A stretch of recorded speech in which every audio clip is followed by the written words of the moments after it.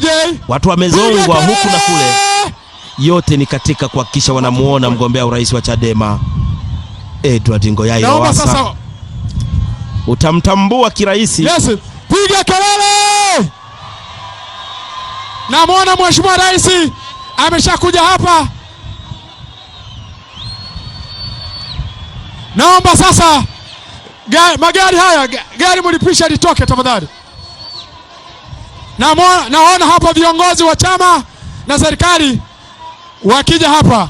Namuona hapa Mheshimiwa John Mlema, mkurugenzi wa sera bunge na halmashauri, ndio mkuu wa msafara akija katika jukwaa hili. Tafadhali mheshimiwa sana, Mheshimiwa John Mlema,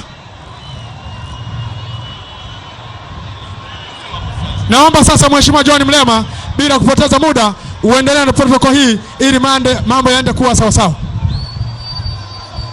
Mbeya people,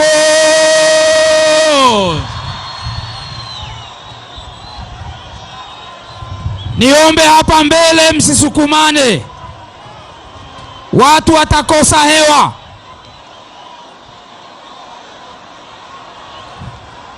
Naomba hapa mbele mumfungulie njia mzee Kingunge aweze kuingia.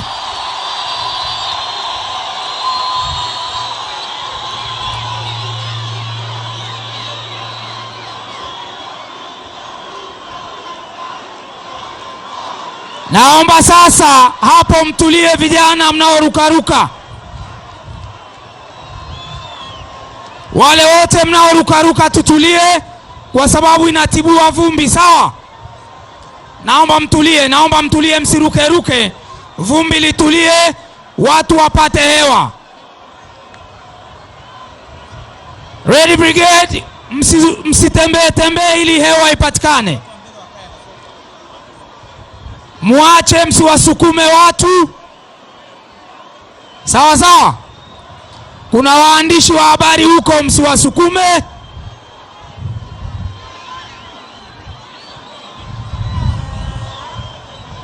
Niombe tumkaribishe rais Mbeya, si ndio? Haya, mikono iende hapa, tumkaribishe rais. Na tukio hili tuko live ITV na Azam TV. Lowassa mabadiliko, Lowassa mabadiliko, peoples moto NCCR, haki sawa kwa nani? Asiyependa haki. Naomba sasa hapa mbele mtulie, sawa? Tulieni basi, mlioko hapa mbele, ili hali itulie. Msisukumane. Mlioko haya, kaa. Mlioko mbele, kaa. Kaeni hapo, kaa. Mlioko huko msije mbele, hamna nafasi. Kaeni, vumbi itatulia mkikaa, sawa? Haya, hebu kaeni. Mnaosukumana mnatibua vumbi hapo. Hebu kaeni, vumbi itatulia. Kaeni, vumbi itulie.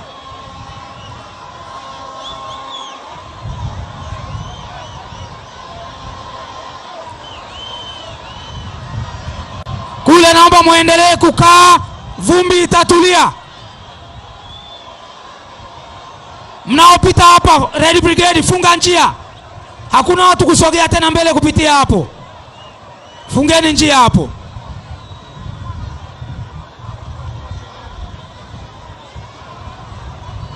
Haya. Halo. Acheni ubishi, kaeni. Mbeya peoples.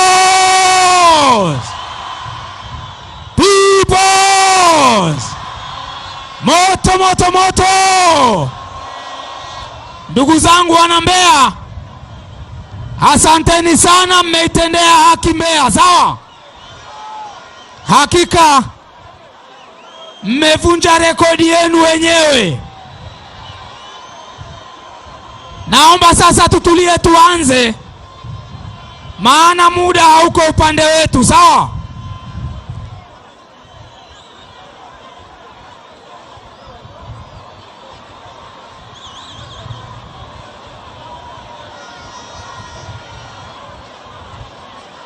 Haya, sasa ndugu zangu wa Mbeya, tarehe kama ya leo, siku kama ya leo, Jumapili kama leo, ni siku ya kumpeleka Mheshimiwa Edward Ngoyai Lowassa Ikulu, sawa? Wangapi wanasema wako tayari kumpeleka Ikulu siku kama ya leo?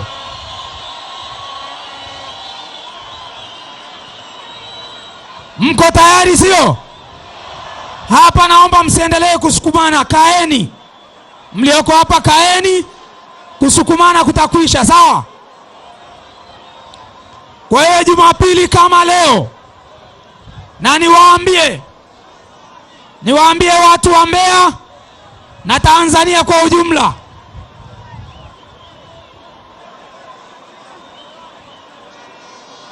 hapo mnasukumana bila sababu. Red Brigade, hebu nendeni nyuma, kuna watu wanasukuma hapo.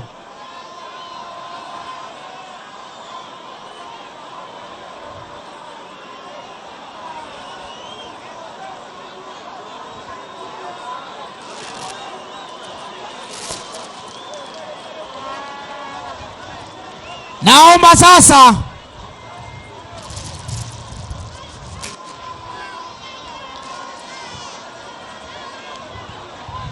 mbunge wa Mbeya mjini Sugu, tafadhali Mheshimiwa Mbilinyi, hebu njoo. Mheshimiwa Mbilinyi, hebu panda mara moja.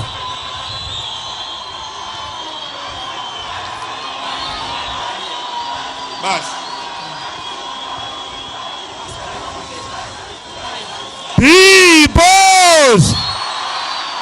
Peoples Lowassa.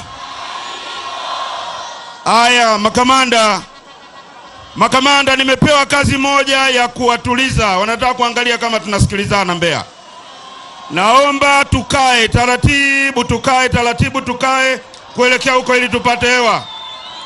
Tukae jamani, tukae taratibu, tukae. Haya, tukae sawa. Tukae jamani, tukae, shughuli yetu ianze. Watu ni wengi mno kwenye uwanja huu, ambao kwa namna hii inabidi tu tubatize jina rasmi, uwe uwanja wa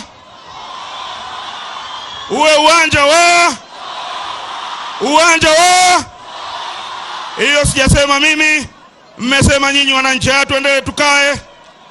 Tuendelee tukae jamani, ili tuende kuanza shughuli yetu vizuri.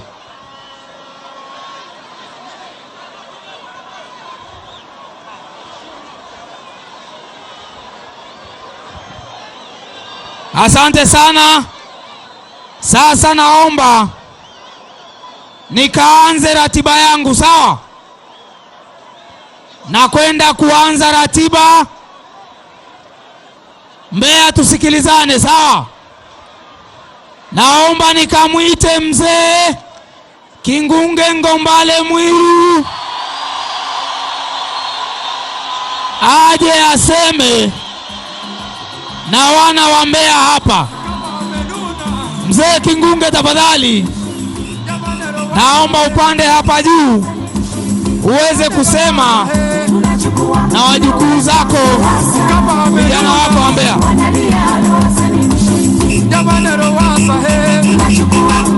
Mzee Kingunge, karibu. Jamani Kingunge yule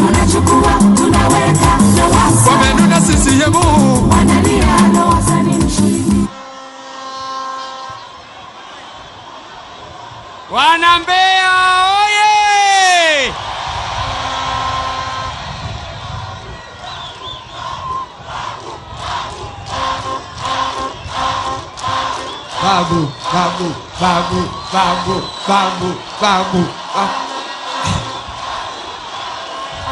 Asanteni sana. Nakubali.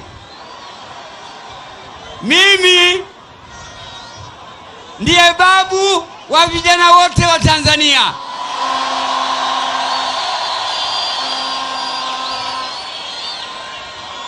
Tuko pamoja.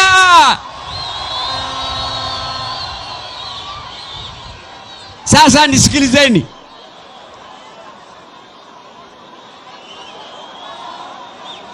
Mimi nimefurahi sana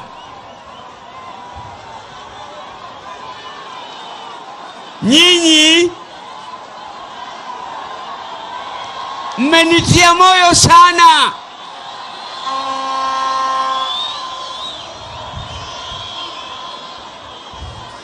Mmeunda bahari yenu peke yenu.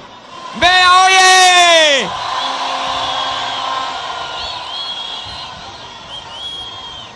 Sasa kwa kuwa mko wengi, tusiseme tu, tusikilizane. Mimi nimekuwa katika Chama cha Mapinduzi na katika TANU kwa jumla ya miaka 61.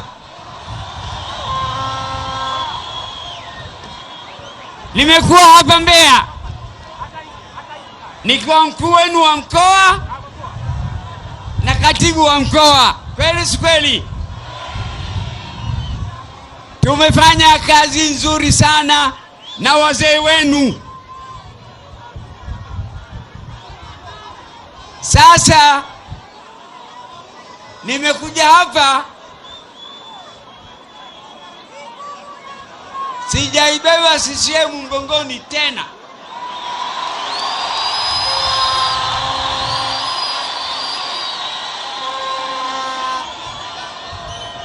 Kwa sababu CCM niliyoijua mimi, niliyoshiriki kuiasisi, siyo CCM ya sasa.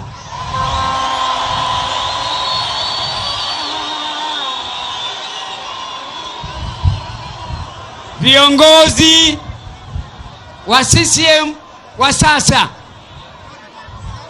wamevunja murwa.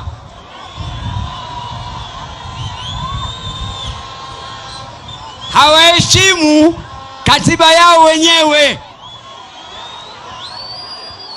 Hawaheshimu taratibu zao wenyewe.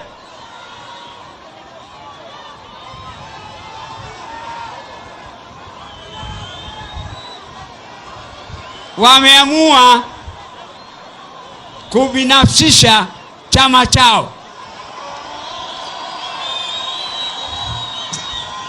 Sasa Chama cha Mapinduzi ni mali ya viongozi wachache. Wanafanya ya watakayo, wanawadhalilisha viongozi wenzao. Hata hapa Mbeya Mwandosha si aligombea urais? Kweli si kweli? Mwaka 2005 aligombea yeye pamoja na Rais Kikwete. Kweli si kweli? Na walipita njia iliyowekwa na katiba. Wote walikwenda mbele ya kamati kuu. Kweli si kweli? Wakapendekezwa miongoni mwa 5 kwenda kwenye neki. Kweli si kweli? Wakapelekwa kwenye mkutano mkuu. Safari mwaka huu wagombea 38 wamechukua kadi kwenda kutafuta wadhamini. Wamefika mpaka hapa Mbeya. wamezunguka kwa gharama zao, wakarudisha fomu kwenye secretariat. Baada ya hapo, wakubwa, mwenyekiti ndugu Jakaya Kikwete,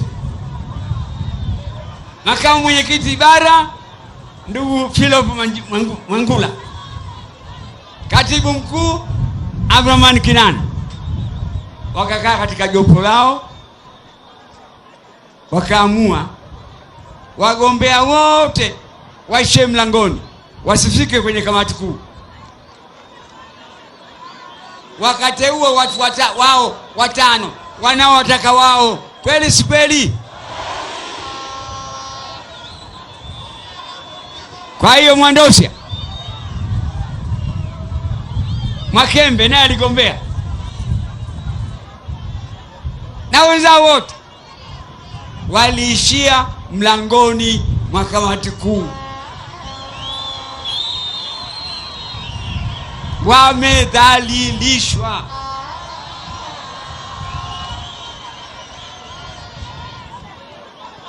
Ndio CCM sasa. Lengo lao wakubwa hao ilikuwa kumzuia Lowassa, Edward Lowassa. Lakini sasa yamewapata wenyewe.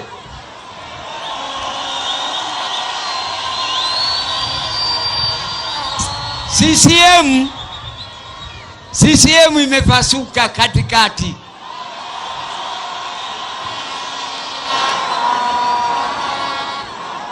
Mimi nimeasisi tangu 5, nakijua chama cha TANU na nimekitumikia. Nakijua chama cha CCM na nimekitumikia, tena kwa ustadi kubwa sana. Kweli si kweli? Lakini imebidi niachane na CCM.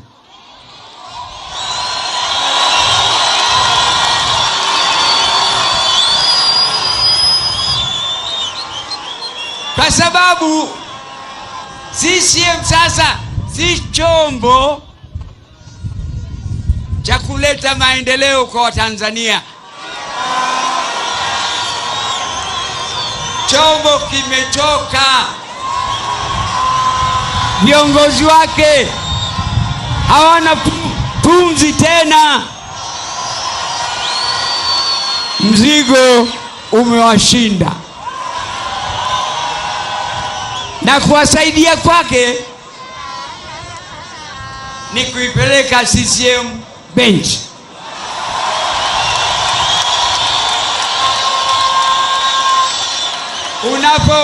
Unaposhindwa mzigo, mwachie mwenye nguvu zaidi au bebe. Na wenye nguvu wapo.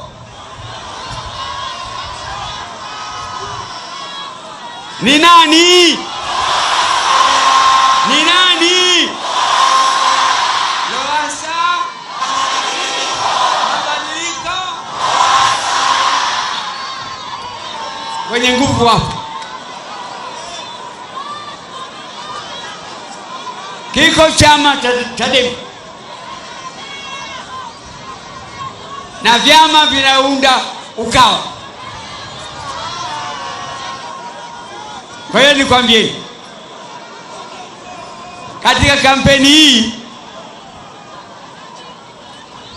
nimezunguka. Nilikuwa Arusha, Kilimanjaro,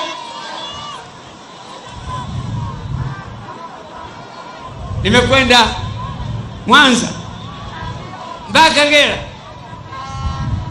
Tangu jana tupo Mbeya. Nimeona chama cha Chadema kimeonyesha umahiri mkubwa. kubwa sana.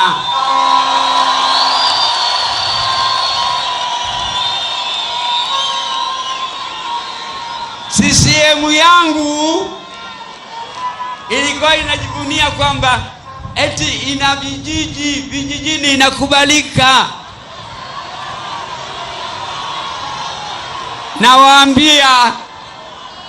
Nawaambia rafiki zangu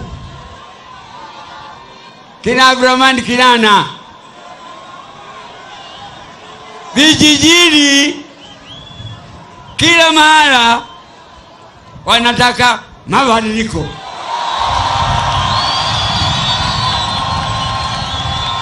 Kila mahala wanamtaka Lowassa. Kila mahala wanasema Chadema.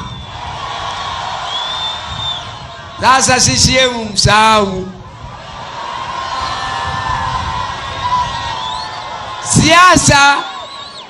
Siasa ni watu. Kama huna watu, sahau.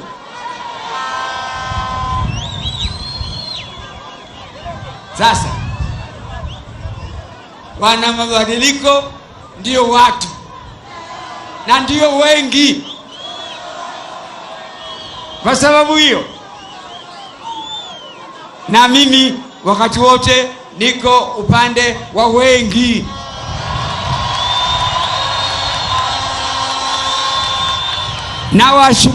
Nawashukuru sana wana Mbeya, mmeonyesha ukomavu mkubwa wa kisiasa.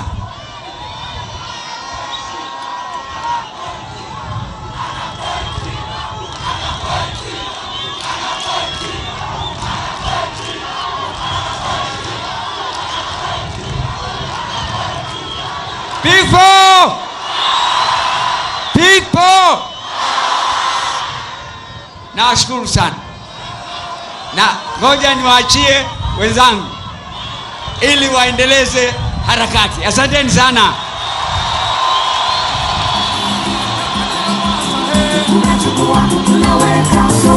Kama amenuna jamani, Lowassa amemsikia babu, wamenuna wale. Haya DJ, asante.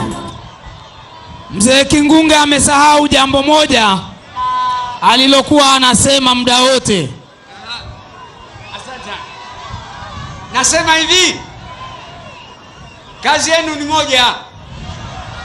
Mkitaka Lowassa aingie vizuri Ikulu, kazi ya Jumapili ijayo tarehe 25,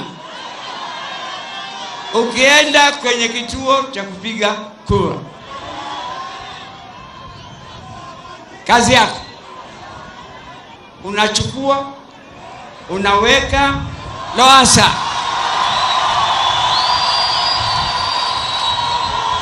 Unafanyaje?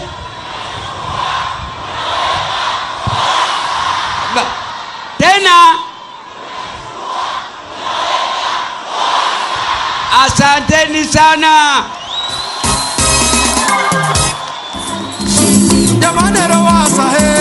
Asante sana. Babu anasema unachukua, unaweka. Wangapi watafanya jambo hilo uwanja huu? Na kamera mmulike na huku nyuma, hatujawasahau, wako mpaka kule mwisho milimani. Ndugu zangu, sasa kabla sijamleta mwenyekiti Mbowe, niwaambie jambo moja, na kwa sababu tunaongea na Watanzania wote, tunataka kuwaambia jeshi la polisi jambo moja. Serikali ya Chama cha Mapinduzi inawadanganya jeshi la polisi, inataka kuwafanya watoto. Wiki mbili zilizopita waliwaongezea allowance zao kutoka 180,000 kuwa 300,000. Nisikilizeni Mbeya, lakini kitendo hicho ni cha kuwadanganya, kwa sababu ni ili wawatumie kuwavusha kwenye uchaguzi. Baada ya uchaguzi mwezi Novemba, watawaambia kwamba haiko kwenye bajeti ya serikali, kwa sababu bajeti ya serikali ya mwezi wa 7 fedha ya askari polisi haikuongezwa hata senti moja. Pamoja na kelele kubwa kutoka upinzani, polisi hawakuongezewa. Wanawaongezea mwezi huu wa 10. Ikifika Novemba watawaambia haipo kwenye bajeti. Kwa hiyo watarudi kule kule utumwani kwenye mateso. Kwa hiyo ndugu zangu wa jeshi la polisi,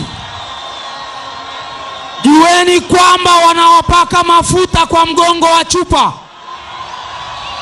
Ninyi tendeni haki, simamieni haki. Mpambano huu ni Ukawa na CCM, na kweli tumeshashinda.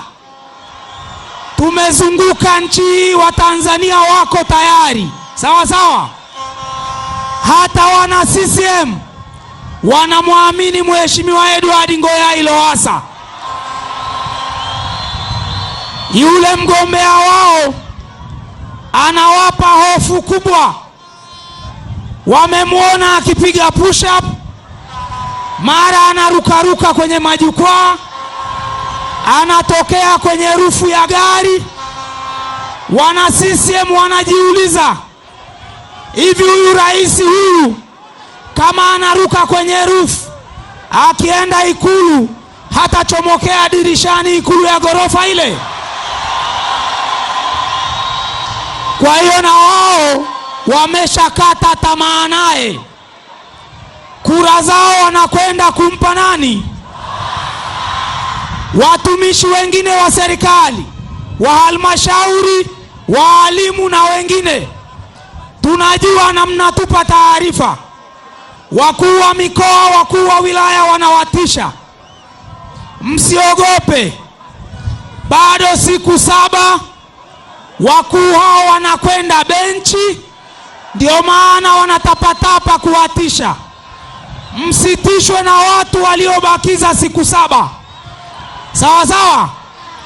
Kwa hiyo nawaomba, tendeni haki, simamieni kura kwa uadilifu, maana atakaye kwenda kutatua kero zenu ni serikali ya Mheshimiwa Edward Ngoyai Lowassa. Baada ya kusema hayo, naomba sasa nimuite mwenyekiti Mbowe aje aseme na Watanzania. Mheshimiwa mwenyekiti, karibu sana. Lowassa. Asante sana. Waheshimiwa sana wana wa nchi, wana wa Mbeya. Kwanza kabisa naomba utulivu wenu, tuzungumze mustakabali wa nchi yetu. Ndugu zangu wa Mbeya, pamoja na Watanzania wenzetu wote wanaotusikiliza kupitia vituo mbalimbali vya television, asalamu alaykum. Tumsifu Yesu Kristo. Bwana Yesu asifiwe sana. Leo tumeanza jana na tuko leo ziara ya siku 4 ya mkoa wa Mbeya. Tumezunguka mikoa yote ya Tanzania bara na visiwani, na tuliona mkoa wa Mbeya uwe mkoa wa mwisho kwa sababu ni mkoa wa makini.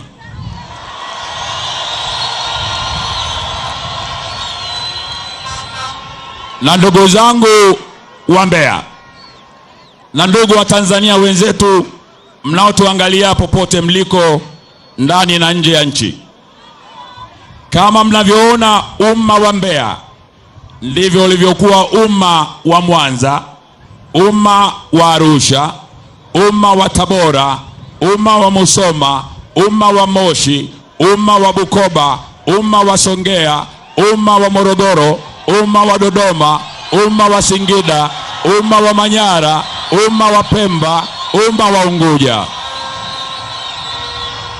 Watanzania wamekata shauri. Sasa ndugu zangu, nizungumze mambo matatu ili hatimaye tumlete Mheshimiwa Rais aje azungumze na Watanzania wenzie. La kwanza nalitoa kama mwenyekiti wa chama ni shukrani.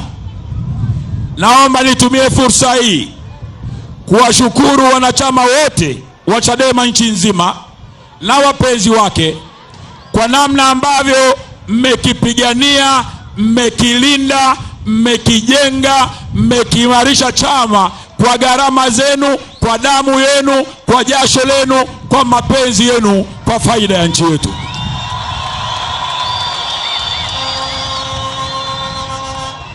Wote mtakumbuka kwamba chama hiki kilibezwa sana mwanzoni, si ndio jamani? Lakini kimewapigania Watanzania wote, kinashirikisha Watanzania wote wa mikoa yote, wa dini zote, kwenda kuleta ukombozi mpya, ukombozi kwa taifa jipya la Tanzania hapo siku ya Jumapili tarehe 25. Kwa hiyo lazima nitoe shukrani zangu kwa wanachama na viongozi wote nchi nzima kwa namna ambavyo mmekipigania chama hiki.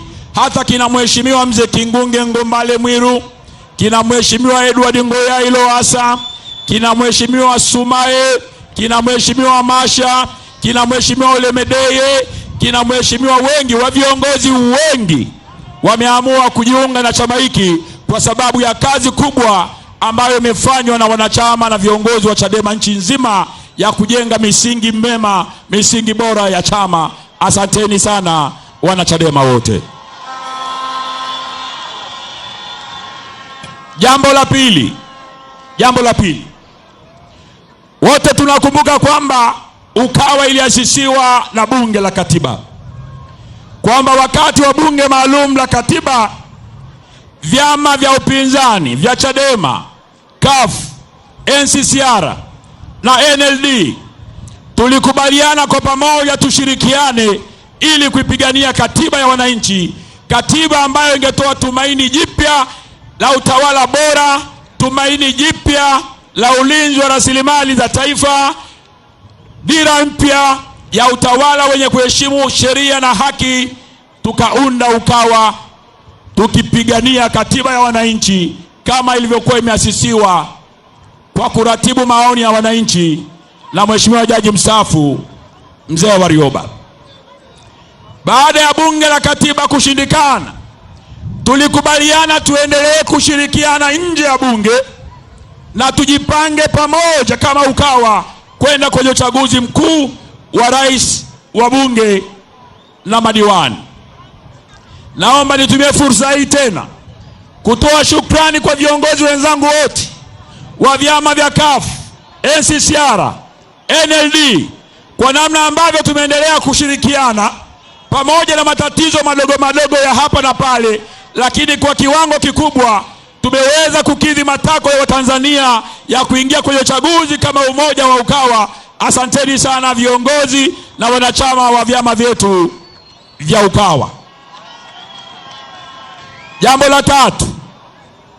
la tatu, ni matumaini yangu kwamba ile azma yetu ya kuanza UKAWA ya kupigania katiba ya wananchi ambayo ndani yake imesheheni mambo mengi ambayo kilikuwa kilio cha Watanzania, basi nina imani serikali ya awamu ya 5 itakwenda kuyapigania kwa kadiri itakavyowezekana, ili kiu ya wananchi kupata katiba mpya na yale yote yaliyoko ndani ya katiba mpya yakawezekane haraka kadiri ambavyo itawezekana. Mnasemaje wananchi? Asanteni sana. Jambo lingine la nne, ndugu zangu, ni kwamba tumebakiza siku 7 tukapige kura. Siku 6 ya 7 tunapiga nini? Uchaguzi huu sio masiara. Uchaguzi huu ni kuhusu maisha yetu. Uchaguzi huu ni kuhusu mustakabali wa watoto wetu. Uchaguzi huu unakwenda kujibu maombi ya Watanzania, maombi ya muda mrefu. Mungu anakwenda kuwashikia Watanzania. Mungu anakwenda kujibu sala zetu. Tunakwenda kupata serikali mpya kuanzia Jumapili ya wiki ijayo. Ndugu zangu wa Mbeya na Watanzania wote mnaonisikiliza, naomba nizungumze jambo moja la msingi sana. Uchaguzi ili uwe huru na wa haki, ni lazima usimamiwe na tume ambayo inaaminika, tume ambayo ni huru na haki. Kwa zaidi ya miaka 25 ya vyama vingi tumepiga kelele tukidai tume mpya, tume huru ya uchaguzi. Kilio chetu hiki hakikusikika kwa sababu wenzetu kwenye serikali, wenzetu kwenye Chama cha Mapinduzi waliamini kwamba tukiwa na tume huru ya uchaguzi, uwezekano wa serikali ya CCM kubaki madarakani haupo. Sasa ndugu zangu, uchaguzi umefika. Tume yetu ni huru, sio huru? Tume yetu ni huru ama sio huru? Tume yetu sio huru. Kama tume yetu sio huru, naomba nirudie, kama tume yetu sio huru, tuna wajibu wa ziada wa kulinda kura zetu, si ndio jamani? Tuna wajibu wa ziada wa kuhakikisha tunafanya mambo yote ambayo yako katika misingi ya sheria, kuweza kuhakikisha kwamba maamuzi ya wananchi yanalindwa na yanadumishwa kupitia uchaguzi wa tarehe 25 Oktoba. Peoples. Sasa kichekesho, Tume ya Taifa ya Uchaguzi. Kwanza nianze Mbeya. Sheria inasema nini? Sheria inasema uruhusiwi kusimama ama kukaa eneo la mita 200 kutoka kituoni. Ndio sheria inasema. Maana yake nini? Ukihesabu mita 200 kutoka kituoni, mwananchi ana uhuru wa kuwepo eneo lile, si ndio jamani? Chadema na Ukawa tukasema tutapiga kura, tutahesabu miguu 200 ambazo ni mita 200, tutasubiri matokeo kwa sababu ni kwa haki yetu ya kisheria. Uongo au si uongo au kweli? Baada ya kutoa tangazo hili, limezua hofu sana ndani ya tume, limezua hofu ndani ya Chama cha Mapinduzi, limezua hofu ndani ya serikali, na sasa mwishoni limezua hofu kwa Rais Jakaya Mrisho Kikwete, mwenyekiti wa CCM. Tume inatuambiaje Mbeya? Tume nasema eti tupige kura, tuende nyumbani tukalale au tukapumzike. Tulia kidogo. Ninasema kile ambacho tume imesema. Baada ya tume kusema hivyo, Kikwete naye akasema majuzi Dodoma. Kikwete akasema tume imetoa maagizo, kapigeni kura, nendeni nyumbani. Mimi namwambia Kikwete, huruma hiyo hatuitaki. Kama anatuonea huruma kwamba tutachoka kuangalia mlango wa kura, hatuchoki. Au mnasemaje Mbeya? Ndugu zangu, wizi wa kura, naomba Mbeya nimwelewe na taifa linishikie. Wizi wa kura haufanyiki kituoni peke yake. Wizi unafanyika ndani ya kituo, unafanyika nje ya kituo. Wizi wa kura ni mchakato wa matukio, si ndio jamani? Kikwete nasema tupeleke mawakala kwenye vituo, tuamini mawakala, tuamini tume ya uchaguzi, turudi nyumbani tukapumzike. Tunamwambia Mheshimiwa Rais Kikwete, tunamwambia Mheshimiwa mwenyekiti wa CCM, ushauri huo akawape CCM chama chake. Sisi tunalinda kura.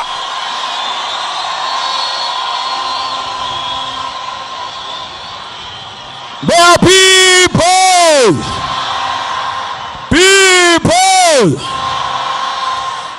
Kwanza sheria nyingine vya kupiga kura, vituo vya kupiga kura viko vingine katikati ya makazi ya wananchi. Unawapoambia wakae ama wahame mita 200, unamaanisha watu wahame nyumbani kwao, si ndio? Tutumie akili zetu tunapotoa maelekezo kwa taifa. Jambo jingine, Rais Kikwete anawaambia vyombo vya ulinzi na usalama, anawatisha Watanzania wasisimamie haki zao za msingi. Anawaambia vyombo vya ulinzi na usalama viwashughulikie watakaokaidi. Naomba niwaambie askari wetu wa jeshi la polisi na vyombo vyetu vyote vya ulinzi na usalama, vinisikilize Mbowe, sikilizeni Mbeya. Askari wetu, sikiliza Mbeya, sikiliza Tanzania. Askari wetu tunawaheshimu na tunataka uchaguzi huu uishe kwa amani. Tunataka maamuzi ya wananchi ambayo ndio maamuzi ya Mungu yakatamalaki. Kwa sababu hiyo basi, Chadema hawatafanya fujo mahali kokote. Na mimi naagiza wanachadema wote, hatuna sababu ya kufanya fujo, ila tuna sababu ya kuwa jasiri ya kulinda kura zetu. Sawa jamani?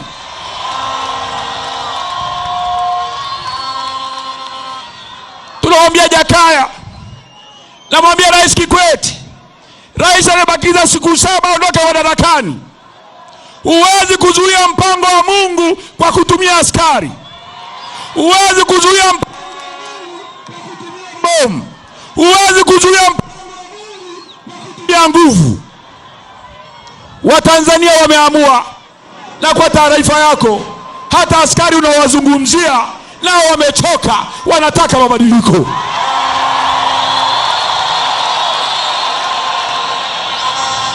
Mbeya people. Na mimi napenda kuhakikishia askari wetu, ndugu zetu askari, msipendelee Chadema, simamieni kwenye haki ya sheria basi. Msipendelee CCM, tuachieni jamaa hawa tucheze nao wepesi. Hawa wameshalegea, wameshakosa.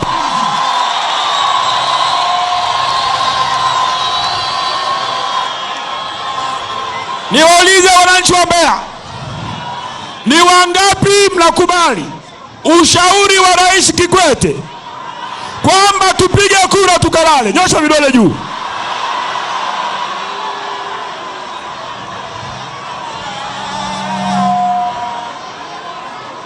Sasa mnanielewa?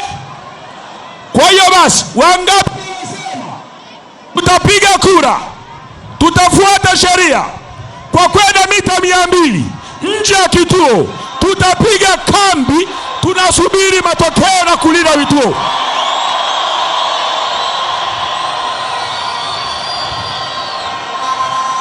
Habari ndio hiyo, si ndio jamani?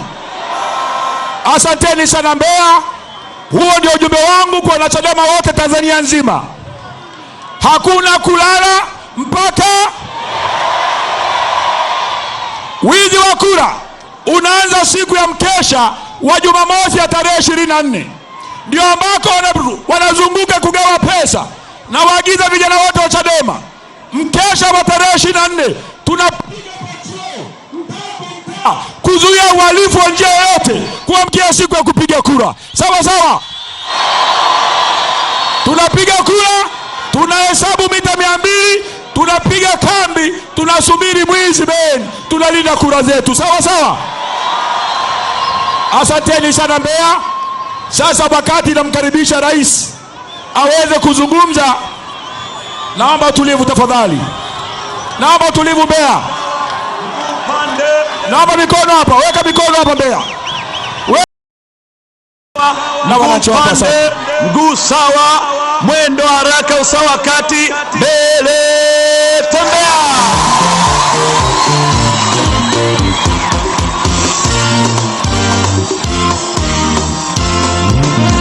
Lowassa huyo na Tanzania mpya mama. Lowassa huyo na Tanzania mpya mama.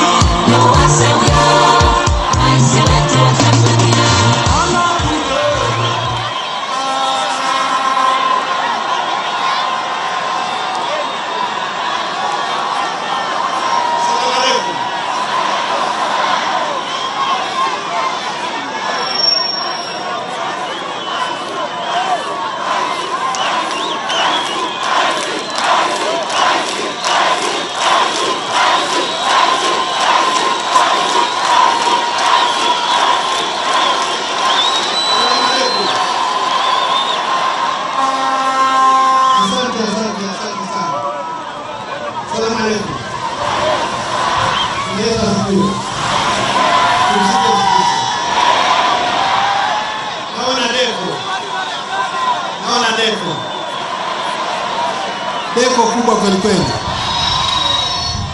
Watu walioko ukumbini mahali hapa ni wengi sana.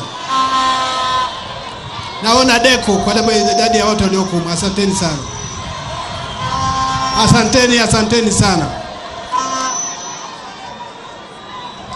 Labda niseme kwa kifupi. Nimekuja mbele yenu, naomba mnipe kura.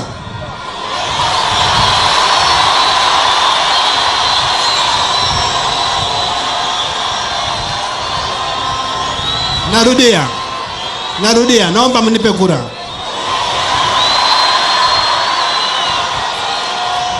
Mwambie jirani yako Lowassa naomba kura.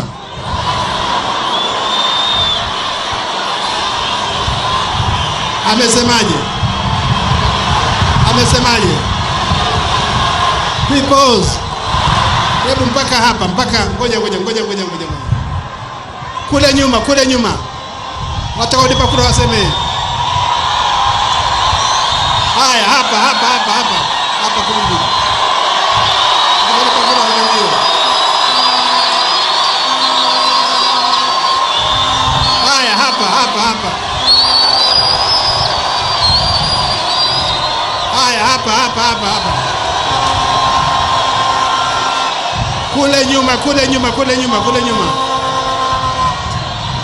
Kule nyuma. Kule mbele hapo.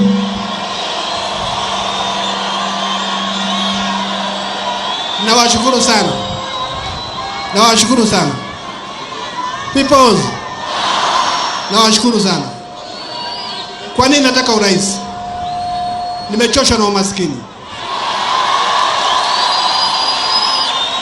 Nataka kuongoza taifa langu kutoka mlo mmoja kwenda milo mitatu. Kutoka ng'ombe wawili kwenda ng'ombe 10. Kutoka mbuzi 20 kwenda mbuzi 100. Na kadhalika. Wangapi wako tayari kufanya kazi hiyo?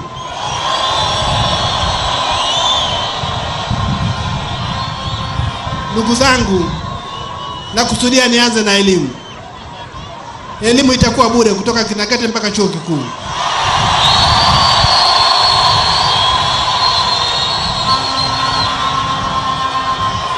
Sitaki kusikia habari ya michango ya maabara wala madeski wala mamake nani.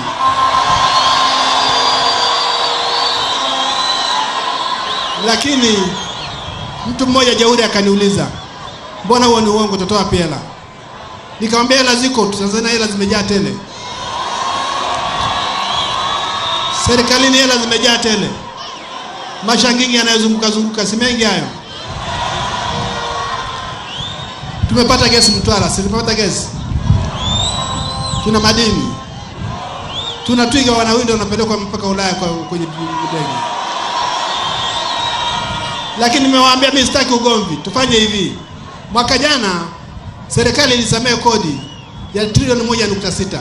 Ilisamehe kodi trilioni 1.6 hazikulipwa.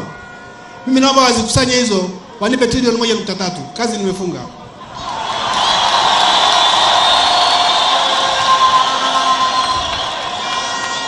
Kazi nimefunga. Inawezekana. Inawezekana, haiwezekani. Eneo la pili, kilimo. Kilimo ndicho kinachosimamia uchumi wa nchi hii, na watu wengi sana wanaajiriwa na kilimo. Na kusudia kushughulika na kilimo. Peoples. Na shughulika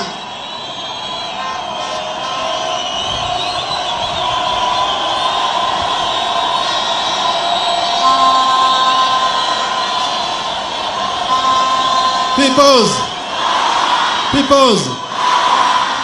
Kilimo cha kisasa na cha umwagiliaji. Lakini kilimo ambacho mkulima ana uhuru. Mkulima nchi hii wakati anapalilia, anakuza mahindi yake, wao mjui.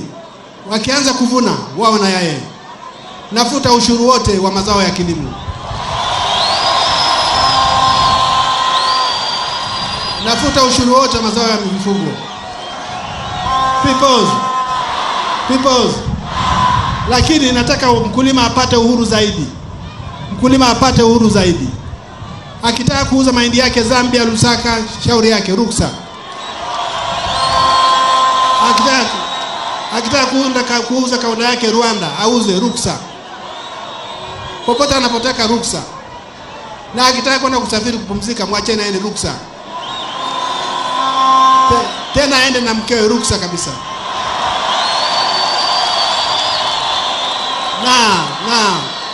Na akitaka kuwa mke wa tatu, kwa ruksa, mke wa pili, ruksa. Lakini nasema kilimo ni muhimu sana. Eneo la pili la kutengeneza ajira ni la JKT. Na wataka vijana wanaomaliza darasa la 7 na form 4 wapate skills, wawe trained ili wanapokwenda kufanya kazi awe na skills. Kwa hiyo nataka kupanua JKT mara 5. Mwaka wa kwanza anajifunza utamaduni, uzalendo, miaka inayofuata anajifunza skills. Tunaweza kufanya hivyo na tukapata vijana wengi, akimaliza JKT anapata ajira.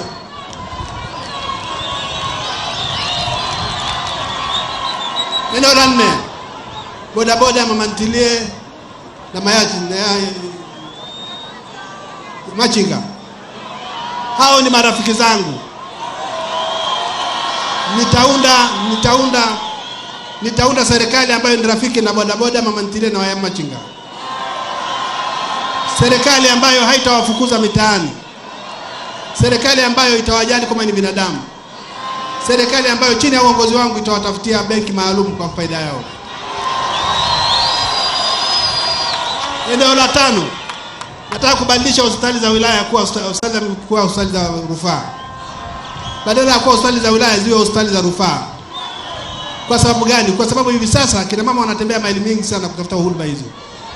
Na huduma hizo zinatafuta Ulaya. Nitahakikisha hospitali za wilaya zina vifaa vya kisasa, ultrasound, x-ray za kisasa na madaktari bingwa ili ziweze kutumia mahitaji ya watu wao.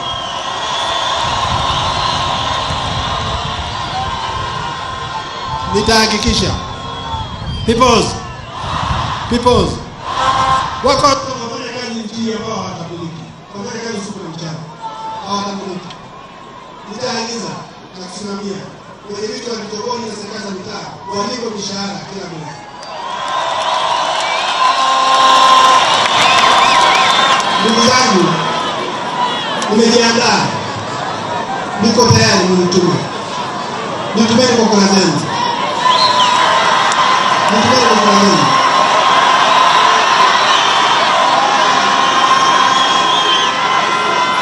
Wako watu Peoples. Wako watu wanatapita kutoa hongo na kudanganya wengine kwamba na kununua shahada na kusema tumchague fulani. Akikupa hizo hela kula, hakisha unazila zote.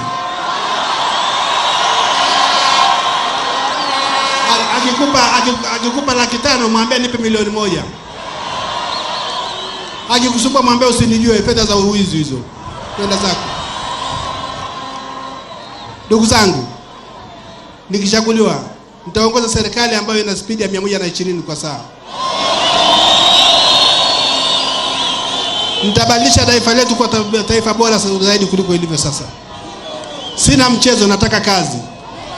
Nitumeni nami nitawatumie keni. Namuita mheshimiwa mbunge, Makamanda wote ndani ya Ukawa, mguu pande. Nataka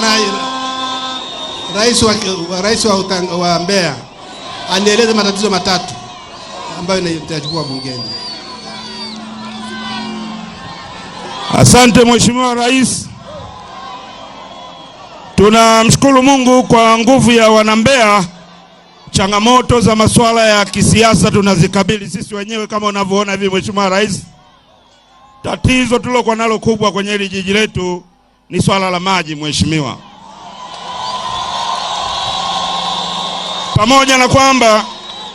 Pamoja na kwamba Mbeya ina vyanzo vingi vya maji na miaka si mingi kama miaka 2 imepita Rais Kikwete alikuja hapa kuzindua mradi wa mabilioni, lakini pamoja na kutumika mabilioni hayo yote ya msaada kutoka European Union, lakini maji mpaka leo ni tatizo. Kutoka Uyole mpaka Mwakibete, mitaa ya Shewa, kote kuna matatizo ya maji. Sasa najua kwenye masuala ya maji una utani Mheshimiwa Rais. Kama uliweza kutoa maji ziwa Victoria Mwanza yakafika mpaka Kahama, sisi tuna ziwa liko hapa kilomita kama 90-100 tu hapo Kyela, kuna ziwa ambalo linaweza likaleta maji hapa ziwa Nyasa Mheshimiwa Rais. Lakini pia najua natambua namna ulivyokuwa serious na swala la umeme. Tuna tatizo sana la umeme. Watu wa Mbeya ni wajasiriamali, ni wafanya biashara. Swala la umeme linaturudisha nyuma sana kwenye masuala yetu ya ujasiriamali. Iwe kwenye saluni, iwe wanaouza juisi, iwe wenye grocery, wote wanapata tabu kwa sababu ya tatizo la umeme katika Mheshimiwa Rais. Kwenye masuala ya afya tunatambua mpango wako wa kufanya kila hospitali ya wilaya iwe ya rufaa, lakini kabla hatujafika huko kwa haraka sana, sisi tunahitaji hospitali ya rufaa ya Mbeya ambayo inahudumia kanda hii iwe na mashine za CT scan pamoja na MRI scan ambazo. Nataka nimalizie kama nilivyoanza. Yuko rafiki yangu mmoja ananiambia mmeshinda tayari. Lakini mwingine akaniambia hamwezi kushinda, wataiba kura. Sasa nipeni kura nyingi za kutosha hata wakiiba isionekane. Lakini la pili, zingatieni ushauri wa Mheshimiwa Mbowe. Kaeni kwenye kituo mpaka kieleweke. Kwa kweli ni mwaka wa kuiongoa CCM madarakani. Tanzania bila CCM. Tanzania bila CCM. Tanzania bila CCM. Na washukuru sana wana Mbeya. Nasubiri kura yenu tarehe 25 mwezi wa 10. Mungu awabariki, asanteni sana.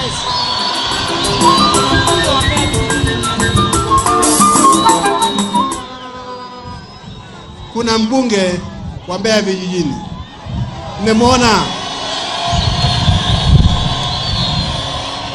Atapata kura. Basi muombe. Wana Mbeya asanteni sana. Peoples. John. Naomba sasa DJ tulia kwanza. Namleta kwenu mgeni wetu ambaye alitukuta tunaendelea, Mheshimiwa Frederick Sumaye, aliyekuwa waziri mkuu kwa miaka 10. Yeye amekatiza ziara yake kule mkoa wa Dodoma kuja kuungana na wanambea. Mheshimiwa Sumaye, tafadhali karibu, sema na wanambea, sema na Watanzania. Mabadiliko Mbeya hoye!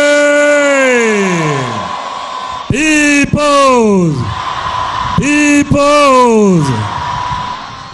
Loh, jamani, nyinyi wote mnataka mabadiliko?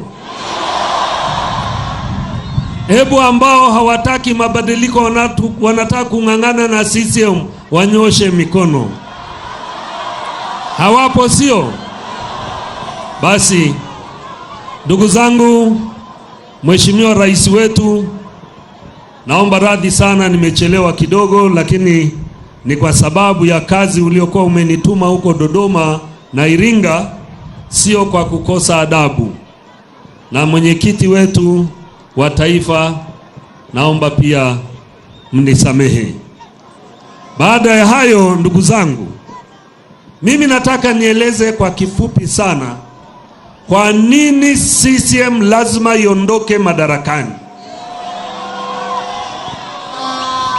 Katika mfumo wa vyama vingi vya siasa, tukishakubali mfumo wa vyama vingi vya siasa, vyama vinajinadi kwa wananchi. Chama kinachopewa ridhaa na wananchi, maana yake kimefunga mkataba na wananchi juu ya wananchi wakipe kura, na chenyewe kiwafanyie wananchi yale ambayo wanayahitaji na yale ambayo imewaahidi. Chama kisipofanya hayo, kama wananchi wamekipa kura alafu chenyewe hakikufanya hivyo, basi chama hicho kinakuwa kimevunja mkataba, na uchaguzi unaofuata wananchi lazima wakiadhibu kwa kukinyima kura. Kwa hiyo watu wa CCM wangetakiwa sio kupiga makelele tu kwamba hao wapinzani sijui nini. Wajiulize, wamewatendea Watanzania yale waliowaahidi? Walituahidi maisha bora kwa kila Mtanzania, au wenzetu Mbeya mmeyalamba? Hamjayaona? Sehemu nyingi ya nchi hii ambayo nimetembea ni mambo ya aibu, aibu kabisa. Hospitali zetu hazina dawa.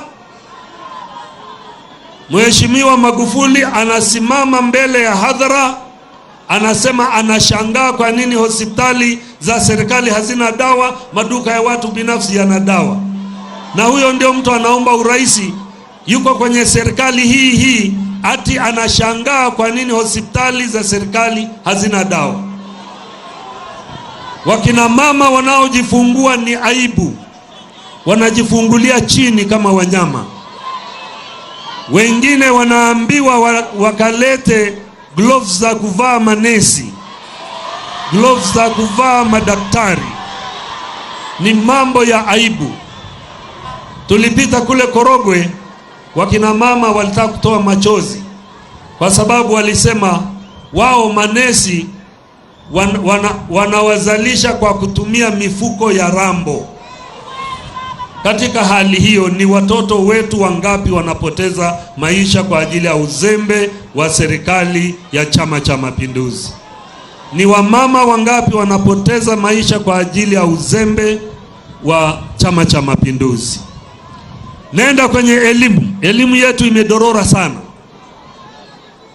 Kila mahali nilipopita leo kuna shule zimefungwa kwa miezi mitatu. Kuna sehemu nyingine pamoja na Dar es Salaam shule zinafungwa ati kwa kukosa vyoo, kuchimba shimo chini. Serikali ya CCM haiwezi kusimamia jambo hili. Alafu wanataka tuwapigie kura za nini? Wana sababu gani ya kupigiwa kura? Hakuna sababu. Nenda kwenye serikali yetu, ni ulaji kabisa ndio uliojaa. Mheshimiwa Rais, katika swala la shule umesema habari ya ili kugharamia masomo na nini, kutoa elimu bure, umesema kuna gesi, kuna hiki, kuna kile. Mimi nakwambia wala hakuna haja ya kwenda kwenye gesi. Shona tu nusu ya midomo ya walaji.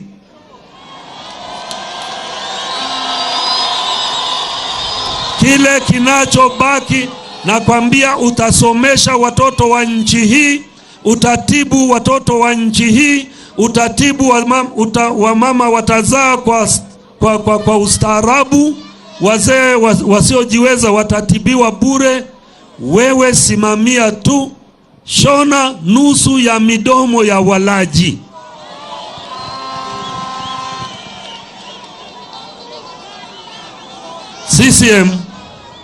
CCM kazi yao ni mambo ya ajabu sana wanafanya katika serikali. Mambo machafu yametokea kwenye hii serikali sijawahi kuona. Alafu nikizungumza, kuna wazee wangu wa heshima kabisa wanasema mimi napotosha jamii. Hivi napotosha jamii na nini? Hawakuingiza twiga kwenye ndege. Hizo twiga tunajua mpaka leo wametuambia ni za nani. Hawajapeleka pembe za ndovu zikakamatiwa China na Korea na Hong Kong. Nani amekamatwa kwa ajili ya hizo pembe? Leo watuambie yuko jela gani? Hawajanunua mabehewa mabovu. Hawajanunua meli mbovu. Hawajanunua vivuko vibovu. Alafu ananiambia mimi napotosha jamii. Mimi nilikuwa serikalini. Si ameandikwa kwenye magazeti? Na serikali haiwezi kujibu kwa sababu hawana majibu, kwa sababu wanajuana. Ndio maana tunasema CCM lazima iondoke madarakani. Sisi wenzenu Lowassa, Mheshimiwa Lowassa, mimi, Mzee Ngombale, baadhi ya mawaziri na wenye viti wa Chama cha Mapinduzi wa mikoa, tumetoka kwenye chama hicho si kwa sababu ya maslahi. Tumetoka ili tusaidiane na nyinyi wananchi. Sisi amitoke madarakani, wananchi wa Tanzania muanze kufurahia manufaa ya kuwa na vyama vingi vya siasa.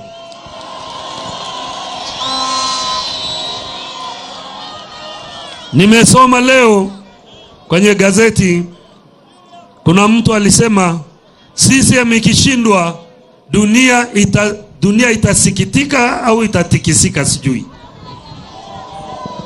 Mimi nikasema inaonekana katika Tanzania hii CCM imejaa madikteta.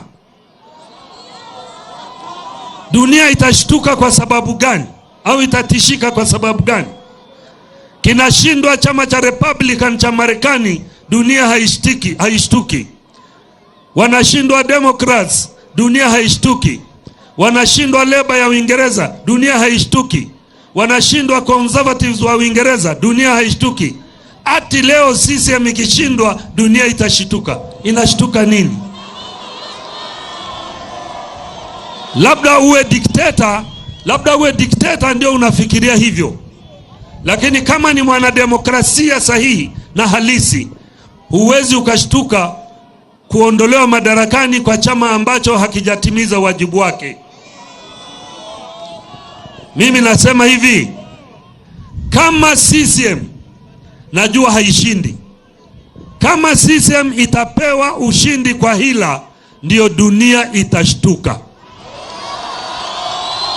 Kwa sababu itakuwa ni kati ya vile vyama vichache vya kidikteta ambavyo watu hawavitaki, lakini chenyewe kinaingia madarakani kwa nguvu.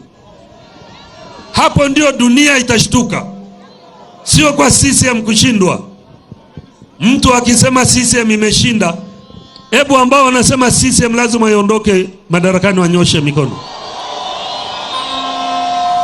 Sasa mikono yote hii ikapige kura ya kuikataa CCM, alafu CCM itangazwe imeshinda, si ndio dunia itashtuka? Ndio. Na hilo halitatokea. CCM lazima iondoke madarakani. Wamewatisha sana wananchi. Wanawaambia mkichagua vyama vya upinzani mtaingia kwenye vita kama Libya ilivyo na Misri na kadhalika. Libya haikuingia kwenye vita. Syria leo wanapigana. Tunisia walipigana. Misri walipigana. Wale hawakupigana kwa sababu walichagua chama cha upinzani. Wananchi walitaka mabadiliko, wanaotawala wakang'ang'ania madaraka. Ndio kilicholeta nchi zile kuingia kwenye vita. Na CCM waking'ang'ania madaraka bila uhalali, wananchi wa Tanzania watakataa. Kwa hiyo waambieni, wakija hapa waambieni msituingize kwenye matatizo. Tunawakataa tarehe 25, mfunge virago, muondoke, muiachie Chadema iingie madarakani.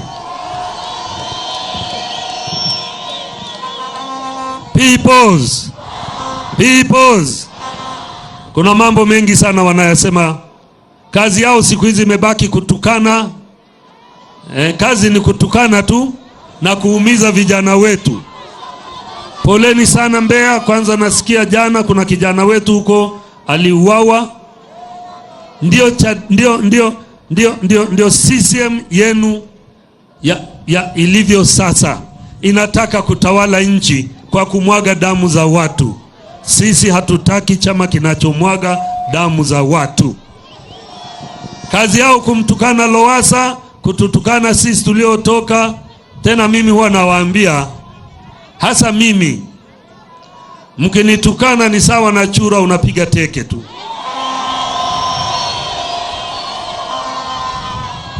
Mimi nataka wajibu haya tunayowaambia. Jibu lake sio kumtukana Lowassa. Jamani, Mwakyembe si wa hapa? Si wa mkoa huu? Si ndio aliongoza ile tume ya Richmond? Mwambieni aje awasomee hapa ambayo aliandika yeye na tume yake kuhusu Lowassa. Iko kwenye Hansard ya tarehe 15 Februari 2008.